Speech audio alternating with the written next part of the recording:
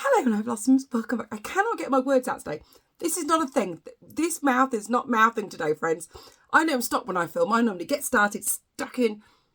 I've fallen over my words three times today.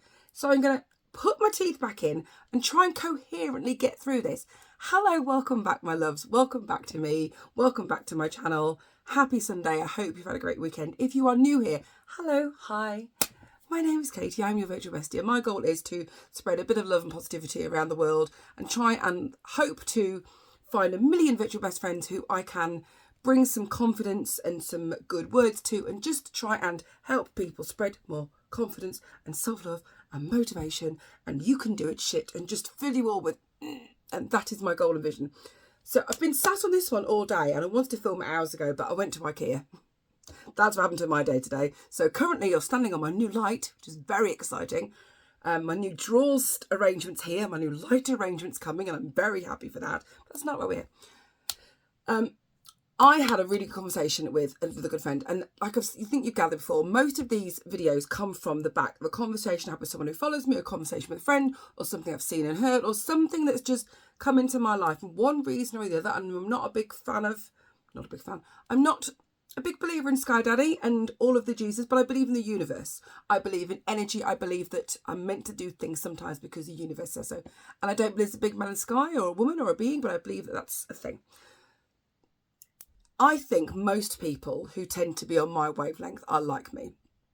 Empaths, soft souls, kind people, good people, people who've dealt with beating themselves up. That Instagram is still going. If you're here daily, 20 million views now, for the love of God. It will not stop. People who are just kind souls who, for one reason or other, deal with a lack of self-belief, a lack of, not motivation, but a lack of belief and confidence in themselves to get out there and do what they want and stand out from the line and get up and think they can do things without worrying about failure or judgment of others. So if that is you, please tell me in the comments. And even if you're new and you've got, oh, well, she's described, please just put that in the comments, because if that resonates with you, because I think that that's the people I'm meant to help, because these are the people who are like me. And if you are like me, chances are you are an empath. And if you don't know what an empath is somebody who very much gives away all their energy for the benefit of others. They feed off energy, not like in a bad way, but like if someone feels pain, we feel it. If someone feels sad, we feel it. We are very much the boundary maker and giver of love and affection for people. But also that can be really freaking draining. Being an empath, other people's emotions stick to you like glitter, and not in a good way. You are finding that for weeks. If you are someone like me, it can be really hard to put boundaries in place when you are someone who feels very deeply for other people. You feel their pain, you feel their sadness. You are not good at saying no, which is what we're going to talk about. This is going to be for you today. An empath with no boundaries is the worst thing. And most of us don't have any boundaries because we think that helping people and being kind and going out of our way, and this is sometimes self-taught, this sometimes comes from childhood, this sometimes comes from a negative relationship we've maybe had growing up possibly. But generally, if we're nice and kind people and we want to kind of feel for people, I struggle with putting myself first, because I think that if someone else feels better, I'll feel better. Does that make sense? So I've had to really learn to do this. But an empath with no boundaries is pretty much like having an open front door and one way fridge is empty. If you have no boundaries, everyone is going to come by and they are just going to strip you of everything you've got. And they don't mean it badly. They don't mean it to hurt you. They don't mean it to be vicious or vindictive. It's just people. Some people are gardeners and some people are roses. Empaths are gardeners. Empaths are continuous people who will feed and weed and care. And some people just take. And it's not a bad thing. But it's learning how to watch that, because people who are, and I say takers because they don't mean to, people who are very natural at receiving the love find it very easy to take the love. And if we don't know where the line is, we will continue to give ourselves until we're dry. We will basically be drained like a sponge. Stress, sadness, we take on everything that people we care about are feeling. If your friend is going through something, my God, you feel it. I said to you today, I work in mediation, and I have calls where, and I don't even get the scratch of surface. I don't know how these people do it. They're so talented. But I come off the call just in so emotionally heart hurt by the things. These are complete strangers to me. Complete strangers. But I'm such an empath that even listening to someone's misfortune and someone's hard life and someone's bad down on what's going on right now, that affects me really. Like, I take it, and I can't help that. So I'm unable to, as a person, hear strangers talk badly and negatively and not find a balance with that. And I'm still working on that. And that is something I still need in my journey to figure out. But when it comes to people we know, people we love,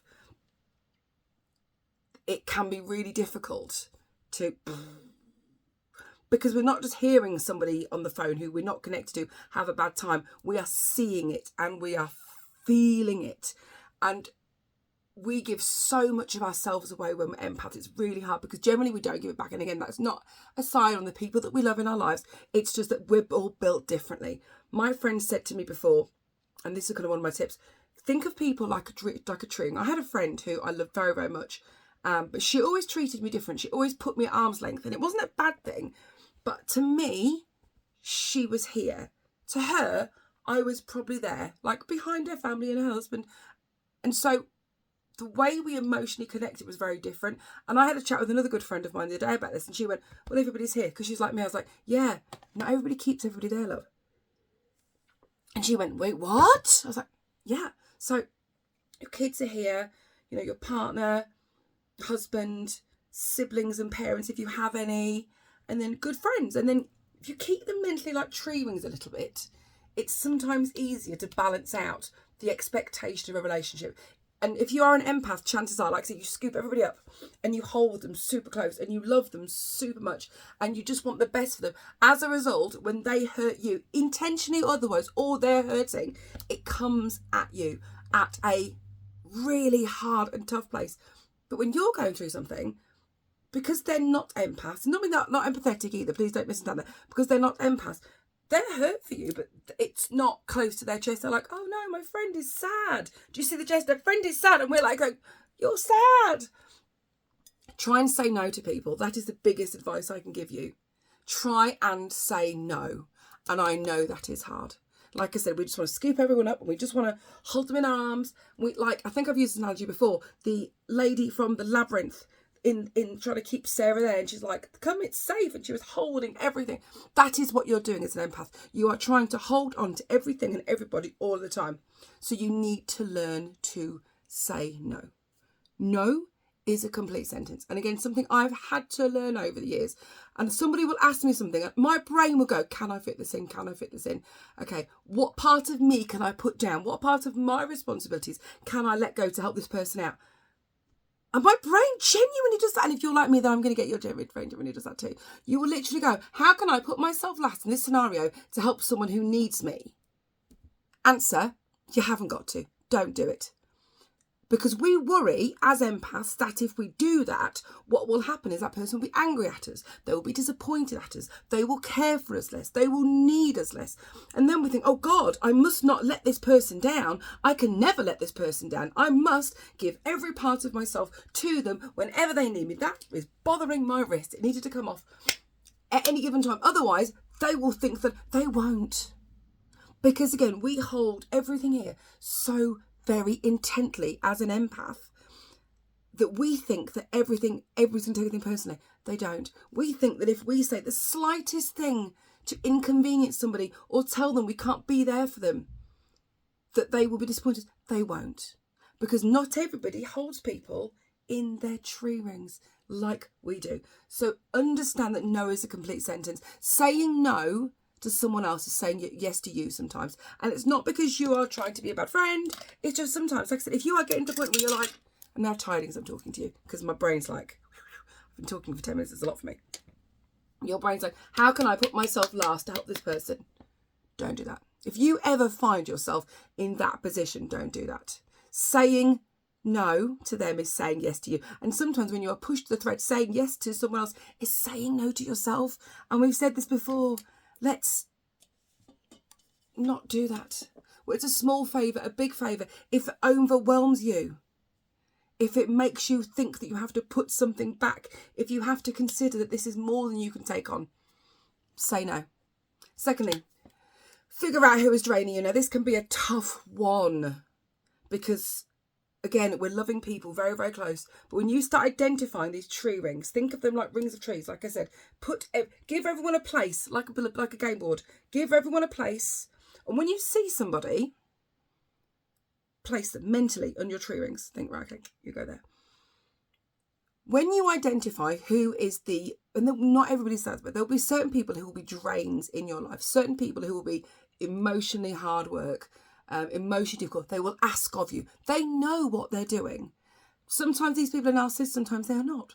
But what they will do is they know that you will say yes to everything. Or what they do is they come at you with such intense negativity, even if you're not the best of friends. I used to know a woman, I haven't seen her in a long, long, long time, before the kids were born. And everything I had to say, she was always so negative. Caught up with her, just running to a bit, and it was always, and I had to learn to give myself a mental bubble from her because I couldn't hear. I would think I was trying for a child, and she was moaning about being pregnant, and it wasn't her fault, but there was always a problem. Everything was a bad. There was no positive side of anything ever. And I'm such an empath, it was just exhausting to hear that kind of, everything is, So I took it on. I would come away feeling like I'd been knocked around in a car wash. Figure out who these people are and place them there and put yourself in a mental shield. Create mentally, when you see that person coming, digital firewall, mental firewall, bring it down. And it sounds silly, but if you can visualize like this, give it a noise. You can make it all bubbly. You can make it glittery. It can be anything. Give it a sound. Give it a colour. Mentally, give it some kind of physicality in your head that when they come over, you know you're protected. And I have shared that with so many of my friends. They've gone, give yourself a bubble. Be like Linda. Give yourself a Star Trek wall. Give yourself something magic. Give yourself a fairy glitter aura. It doesn't matter. But that is what you need to do. And finally, learn to ground yourself. Don't you meditate? If you meditate, meditating is great. But even if you are struggling with your sense of identity in terms of helping people out and you're feeling anxious or something, an encounter that has made you feel anxious, because if you're empath, you're going to have it. I want you to do a couple of things. When we learn to meditate, it's fine. We're going to just sit forward in our chair. So when you are feeling tense, when you are feeling anxious, when you are feeling like you are giving bits of yourself away, when you are feeling drained from the drama and the sadness of other people, and you just feel like, again, you're being wrung out, I want you just put 2 feet on the floor. If you can reach your bums a little, reach over the floor. You're going to close your eyes. You're just going to breathe. And as you breathe, I want you to breathe through your body. Breathe through and push that down. Try and feel like you're connecting with the earth. I know it sounds really crazy. If you don't meditate, that's absolutely fine. But just grounding, try and bring yourself down. Connect your energy to the earth. It's one of my biggest, when I'm feeling, I don't want to say loopy, but I get really antsy and uncomfortable in my skin, and I get really tense, and I just feel unsettled. That's probably the word. I get unsettled when I feel my empathy just kicking up. When something's really hurt me, or someone's said something, or I feel like I'm pushing myself, I feel really a bit loopy, like I've had too much coffee, or I've had too much energy drink, or something like that. Ground yourself. These are my best tips. Like I said, this has been sitting on my heart, so I have a feeling this is being said for a reason. I think that someone out there needs to hear it today. So that is it for me today. This is a long one, and considering that that's going to be a quick one, I've got a lot to say. So do not forget, my self-love guide is in my bio, and it's free for you for every day so far until, we build this audience and we start doing bigger stuff. But it's mine, it's yours, it's a gift. It's a welcome gift to be friends. So please feel like and subscribe. Please put me a comment down below. Please make sure you're hanging out for all my future videos. And, tell a friend. You never know, your friend might be the one that's to hear this. And for now, I'm me. I've been weird. I'm virtual bestie. I'm Katie. You've been amazing. And I'll see you tomorrow. Bye, angels.